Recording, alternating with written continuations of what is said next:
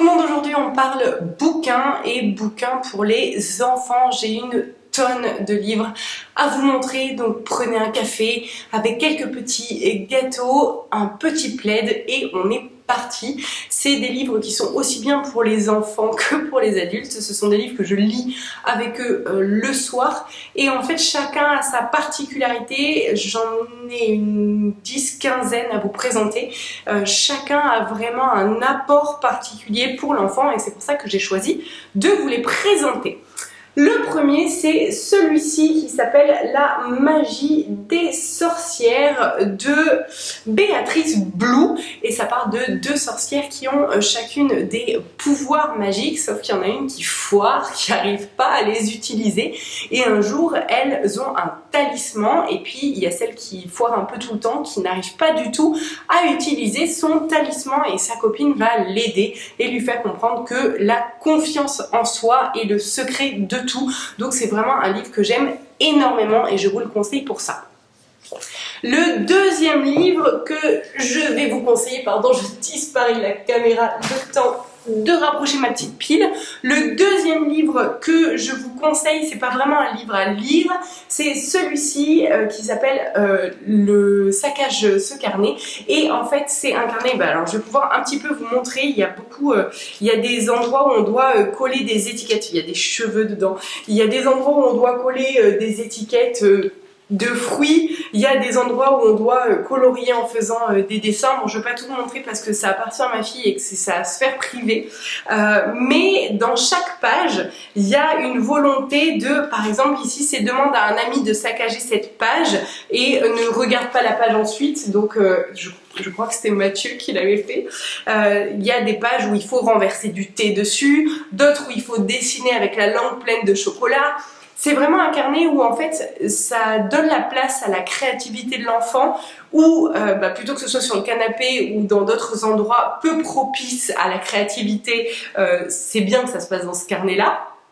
Et j'aime l'idée qu'on le fasse ensemble, il y a des pages qu'on a faites ensemble, il y a des objets à trouver, dont des choses dégoûtantes, il y a des pages où il faut coller nos chewing-gums, enfin c'est marrant et en même temps ça donne l'opportunité à l'enfant de s'ouvrir à tout ce qu'il a eu toujours envie de faire et qu'on lui a souvent interdit parce que c'était pas l'endroit ni le lieu de pouvoir faire ça. Donc rien que pour ça, je vous le conseille. Il y a deux livres de Neale Donald Walsch qui s'appellent La petite âme et le soleil et La petite âme et la terre et ces deux livres sont, je crois, mes préférés, bien qu'en fait je les aime vraiment tous, mais ceux-ci sont des pépites. La petite âme et la terre, ça parle de la réincarnation et La petite âme et le soleil, ça parle de la nature de l'être vivant. C'est des livres que je vous conseille parce que ça parle de l'origine de l'humanité, des détails de quand on s'incarne et celui de l'incarnation me fait pleurer à chaque fois parce que la petite âme parle de ses parents qu'elle est en train de voir et vu que j'ai eu l'opportunité grâce à Clairaudience et Clairvoyance de me connecter à mes enfants avant leur incarnation, je confirme ce qui est dit dedans. Donc c'est des livres qui sont magnifiques, les illustrations à l'intérieur sont vraiment très très jolies, vraiment toutes faites de sortes d'aquarelles, c'est très très beau et c'est un livre qu'un enfant ne peut pas lire tout seul, sauf s'il atteint un âge de 7, 8, 9 ans où il a quand même une lecture assez fluide, mais sur des petits enfants c'est intéressant. Je sais que les garçons qui nous ont 4 ans, ils aiment bien lire ce livre et c'est un livre que donc moi je leur lis. À la suite c'est un peu décousu, hein. Il n'y a pas de gamme de ça c'est pour apprendre à lire ou ça c'est pour apprendre sur la vie après la mort, c'est un peu décousu. Ce livre-là, je l'ai trouvé très très bien, c'est Nous sommes là de Oliver Jeffers et c'est un livre qui raconte la Terre, les habitants de la Terre, qui raconte tout ce qu'on peut trouver, ça parle des étoiles, ça parle de la galaxie, les dessins sont très très jolis, je vous en montre un en particulier qui me vient à l'esprit. Alors déjà ça parle de la Terre et de toutes les constellations des étoiles étoiles et il y a des dessins, ça va expliquer aussi le cerveau, etc. Tous les animaux, voilà le genre de dessin qu'il y a dedans. Donc je le trouve très très bien pour pouvoir comprendre la Terre, comment elle se situe dans le système solaire, qu'est-ce qu'il y a autour, qui sont ses habitants, qu'est-ce qu'on peut trouver comme relief sur la Terre. Donc c'est sous forme ludique, mais ça reste quelque chose qui est quand même très éducatif et qui n'est pas léger comme sujet, qui peut amener justement ce sujet qui pourrait être un peu redondant et lourd pour un enfant, qui l'amène de façon ludique et donc beaucoup plus accessible. Ça, c'était Marine qui était ma community manager il y a des années, qui me l'avait offert, et c'est un livre que j'ai toujours gardé parce que je le trouve magnifique. Ça s'appelle Madame Nou et c'est de Joe Witek et Nathalie Chou. Et en fait, c'est l'histoire d'une dame qui donne beaucoup à beaucoup de gens. On comprend pas forcément très bien au début ce qu'elle fait et elle en délaisse un petit peu sa fille. Et donc il y a une histoire là-dessus. C'est une histoire plutôt courte, hein. Vous voyez, il est pas très épais, mais c'est très très beau parce que ça ramène à quel est l'essentiel. C'est bien d'aider tout le monde, mais quel est l'essentiel dans la vie? C'est peut-être d'aider ceux qui nous sont proches et ceux qu'on aime le plus, qui nous sont le plus chers. Donc ça ramène à l'essentiel et c'est un livre que j'aime lire pour moi, me rappeler que l'essentiel c'est ma famille. Les contes de Grimm, on les présente pas, tout le monde connaît les contes de Grimm, on les a tous lus quand on était gamin. Je leur lis une page par soir, voilà, j'ai mon marque-page dedans et je leur lis une page par soir où en fait je vais donc leur expliquer la moralité de l'histoire. Il y a environ 5 à 7 pages dans chaque histoire à peu près et il y a toujours cette moralité qui est hyper intéressante dans les contes de Grimm. Donc il y a l'histoire, mais il y a surtout le qu'est-ce que tu as à comprendre, qu'est-ce que toi t'as compris de l'histoire. Donc en général je lis les histoires avec des enfants autour. On dirait que j'en ai 10, quand je fais ça j'en ai 3, mais ça prend de l'espace comme ça. Et en fait je leur amène une réflexion à chaque fois qu'on a fini de lire l'histoire, leur dire voilà, qu'est-ce que toi t'en penses, est-ce que X a eu raison d'agir de cette façon là, comment elle aurait pu faire, et ça amène vraiment un nouvel espace de réflexion à l'intérieur de l'enfant. Ça, c'est un des livres les plus jolis que j'ai, qui s'appelle L'anthologie insolite des trésors de la nature de Ben Howard. Et je vous montre les dessins à l'intérieur. C'est vraiment tout ce qui est la nature en fait, tout simplement. Il y a des photos qui sont incroyables, il y a les détails sur la nature humaine. Il y a par exemple, je prends des pages au hasard, hein, l'alpaga avec la laine d'alpaga, d'où elle vient, qu'est-ce qu'on en fait. Il y a vraiment des détails en fait sur tout ce qui est faune et flore. Et les photos sont extrêmement précises, d'une très très bonne qualité. Il y a beaucoup de photos aujourd'hui qui sont, je trouve, pour des photos qui apparaissent dans des livres qui sont de mauvaise qualité, ce qui n'est pas du tout le cas ici. Donc je vous le conseille vivement, il est au tarif de 19,95 €. J'ai oublié de vous dire les tarifs pour les autres, mais je vous les mettrai, je vous les listerai en barre d'infos afin que vous puissiez les retrouver si l'envie vous y prend. Ça, c'est un livre qui est beaucoup utilisé chez nous. On part du principe qu'un enfant ne peut pas être responsable et autonome s'il n'apprend pas à faire tout seul.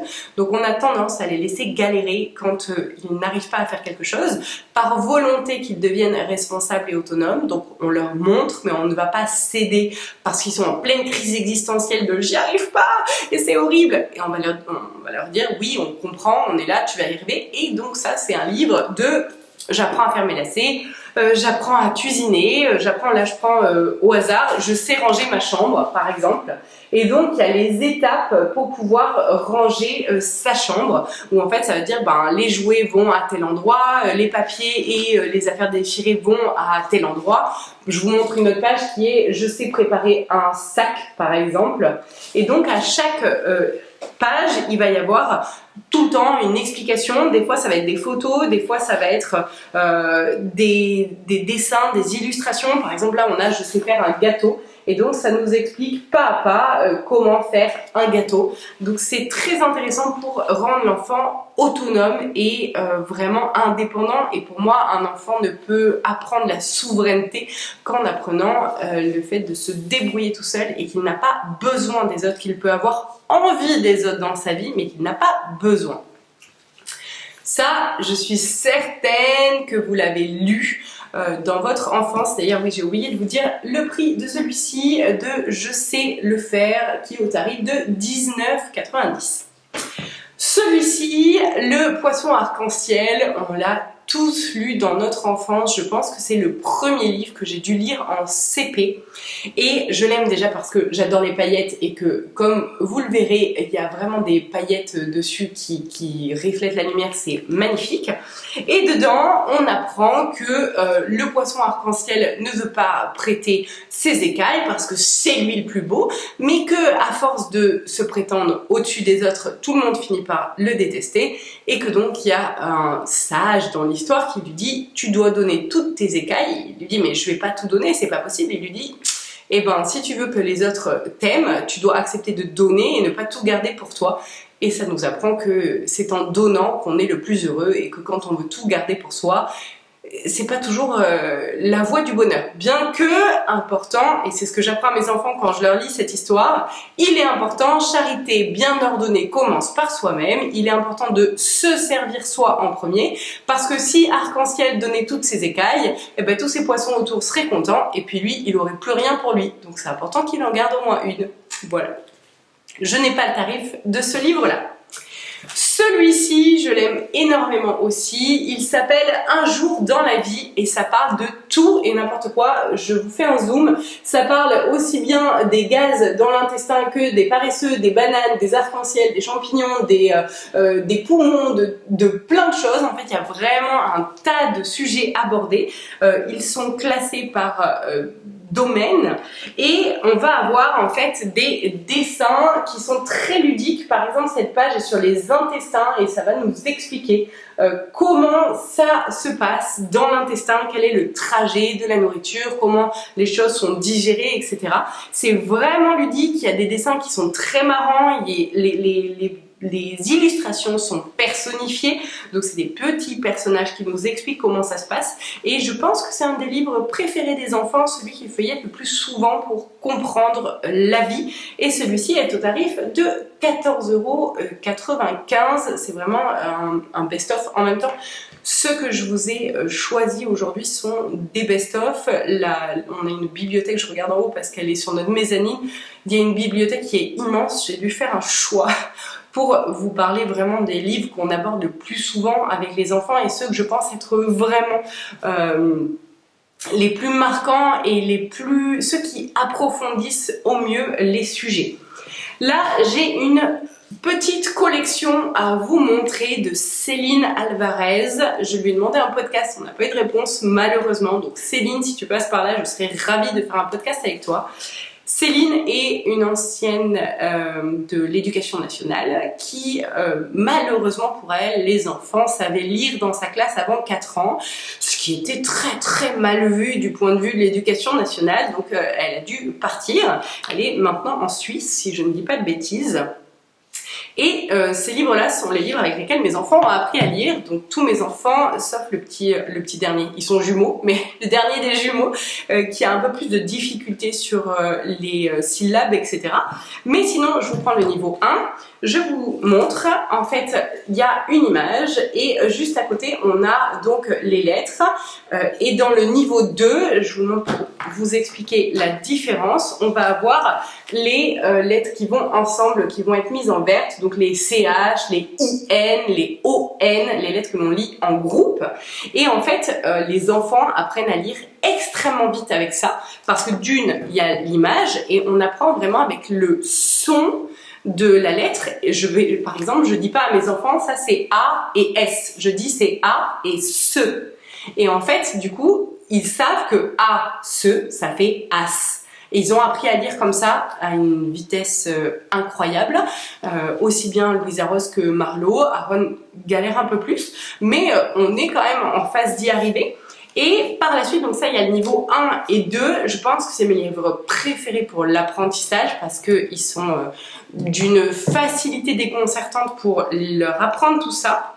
Et il y a plusieurs niveaux ensuite sur les livres qu'ils peuvent lire tout seuls. Donc les garçons commencent à lire cela, Aaron plus avec moi que tout seul, mais Marlo le lit tout seul, c'est vraiment un début, pour l'instant ça rame un peu mais ça commence à avancer et Louisa Rose lit les deux toute seule.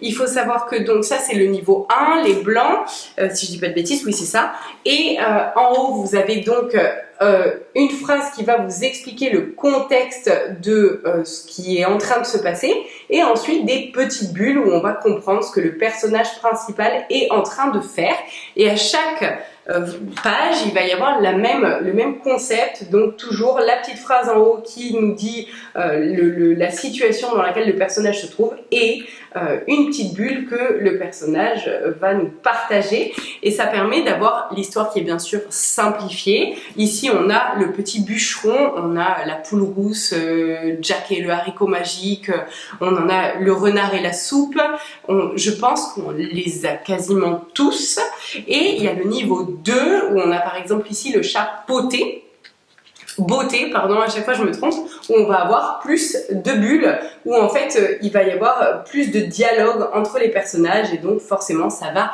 complexifier le dialogue et l'ensemble de la lecture. Il va y avoir aussi les lettres, je ne sais pas si vous les verrez sur l'image, par exemple ici il y a la lettre S qui est en gris clair et en fait ça nous permet d'expliquer à l'enfant que les lettres qui sont en gris clair sont des lettres muettes que l'on ne va pas entendre et donc l'enfant comprend rapidement en lisant et en ayant le visuel que telle lettre est muette, telle lettre va ensemble avec une autre. Par exemple, est-ce que j'ai un exemple ici? Il ne va pas y en avoir dans celui-là, j'ai pris le mauvais pour vous donner l'exemple.